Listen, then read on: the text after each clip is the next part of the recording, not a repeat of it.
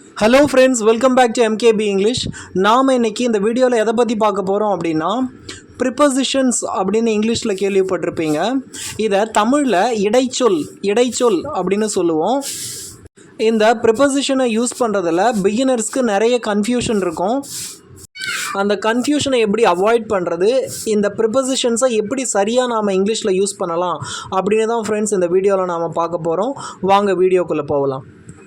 முதல்ல இந்த ப்ரப்போசிஷன் அப்படின்னா என்னென்னா, ப்ரீபொசிஷன். ப்ரீ அப்படின்னா முன்னாடி அப்படின்னு அர்த்தம், பொசிஷன் அப்படின்னா இடம்.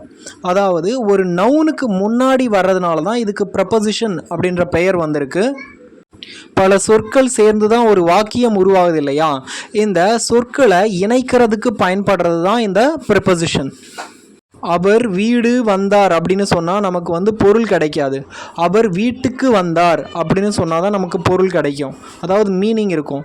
ஸோ அப்படி ஒரு சில சொற்களை இணைக்கிறதுக்கு இந்த ப்ரிப்போசிஷன்ஸ் பயன்படுது. ஒவ்வொரு ப்ரிப்போசிஷனாக பார்க்கலாம் ஃப்ரெண்ட்ஸ். முதல்ல இன் அப்படின்ற ப்ரிப்போசிஷனை பற்றி பார்க்கலாம்.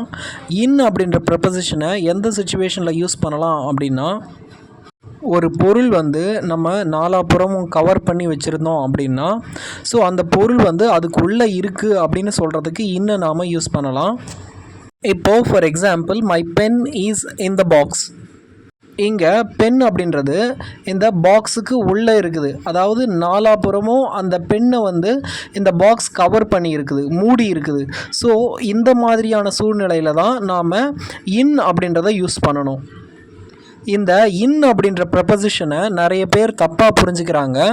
எப்படின்னு கேட்டிங்கன்னா, இன் அப்படின்றதுக்கு தமிழ்லையே ஒரு சொல்லை கொடுத்துட்டு, ஒரு பொருளை கொடுத்துட்டு, அந்த சொல் எங்கெல்லாம் வருதோ, அந்த இடைச்சொல் எங்கெல்லாம் வருதோ அங்கெல்லாம் நீங்கள் இன்னை யூஸ் பண்ணலாம் அப்படின்னு சில பேர் தப்பாக நினச்சிட்ருக்காங்க. நீங்கள் அப்படி யூஸ் பண்ணீங்க அப்படின்னா சில சமயம் அது உங்களுக்கு கரெக்டாக சென்டென்ஸ் ஃபார்மேஷன் வரும், ஆனால் சில சமயம் அது தப்பாக போயிடும். இதனால் நீங்கள் டைரெக்டாக தமிழ்லேருந்து இங்கிலீஷ்க்கு டிரான்ஸ்லேட் பண்ணக்கூடாது. சரி, இப்போ அப்படி டிரான்ஸ்லேட் பண்ணால் என்ன பிரச்சனை வரும் அப்படின்னு பார்க்கலாம். நான் ஃபோனை பார்த்துட்டே நடந்துட்டு போயிட்டே இருந்தேன்னா தெரியாமல் கதவில் போய் இடிச்சிட்டேன். இங்கே கதவில் இடித்து விட்டேன் அப்படின்னு சொல்லுவோம் இல்லையா, இங்கே கதவில் இல் அப்படின்னு முடியும். ஆனால் நாம் இதை இங்கிலீஷில் சொன்னோம் அப்படின்னா அது எப்படி முடியுது அப்படின்னு பார்க்கலாம்.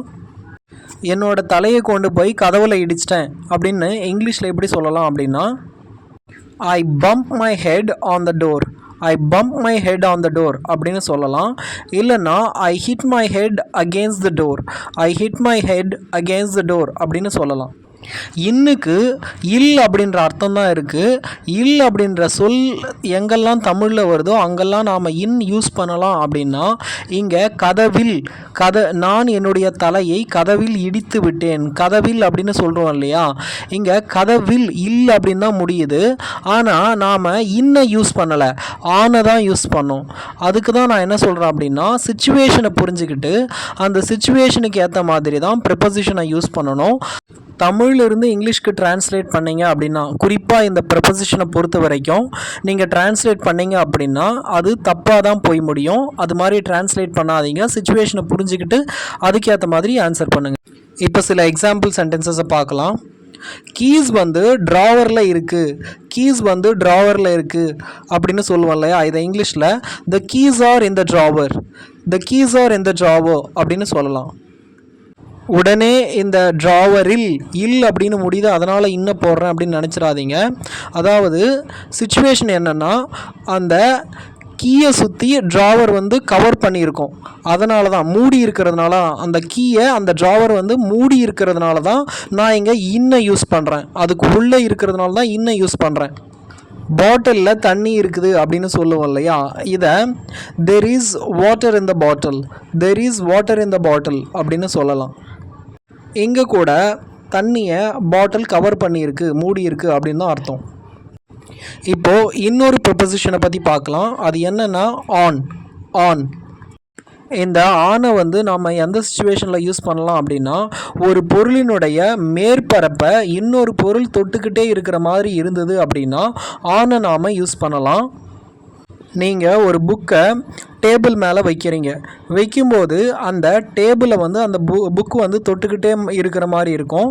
அதனால தான் நாம் the book is on the table, the book is on the table, அந்த டேபிள் மேலே புக்கு இருக்குது அப்படின்னு சொல்கிறோம். உடனே நீங்கள் இதை மீது, மேலே அப்படின்ற சொல் எங்கெல்லாம் வருதோ அங்கெல்லாம் நாம் ஆனை யூஸ் பண்ணலாம் அப்படின்னு தப்பாக புரிஞ்சுக்காதீங்க. சிச்சுவேஷனை புரிஞ்சுக்கோங்க. ஏன் இப்படி சொல்கிறேன் அப்படின்னா, என் மேலே கோபப்படாத, என் மீது கோபப்படாதே அப்படின்னு சொல்லுவோம் இல்லையா. இங்கே மீது, மேலே அப்படின்ற சொல் வருது அப்படின்னு நீங்கள் don't get angry on me அப்படின்னு சொல்ல முடியாது. Don't get angry on me அப்படின்னு சொன்னால் அது கிராமட்டிக்கலாக ராங். இதை சரியாக எப்படி சொல்லணும் அப்படின்னா, don't get angry with me, don't get angry with me அப்படின்னு தான் சொல்லணும். இதுக்காக தான் நான் சொல்கிறேன், தமிழ்லேருந்து இங்கிலீஷ்க்கு டிரான்ஸ்லேட் பண்ணாதீங்க. அது சில சமயம் உங்களுக்கு சரியாக வரும், சில சமயம் தப்பாக போயிடும். இப்போ அடுத்த ப்ரிப்போசிஷனை பார்க்கலாம். அது என்னென்னா அட். அட் அப்படின்ற ப்ரிப்போசிஷனை நாம் எந்த சிச்சுவேஷனில் யூஸ் பண்ணலாம் அப்படின்னா, ஸ்பெசிஃபிக் லொக்கேஷன், அதாவது ஒரு குறிப்பிட்ட இடத்த பற்றி நாம் பேசும்போது இந்த அட் அப்படின்ற ப்ரிப்போசிஷனை யூஸ் பண்ணலாம். அவள் பஸ் ஸ்டாப்பில் இருக்கிறாள். இதை இங்கிலீஷில் she is at the bus stop, she is at the bus stop அப்படின்னு சொல்லலாம்.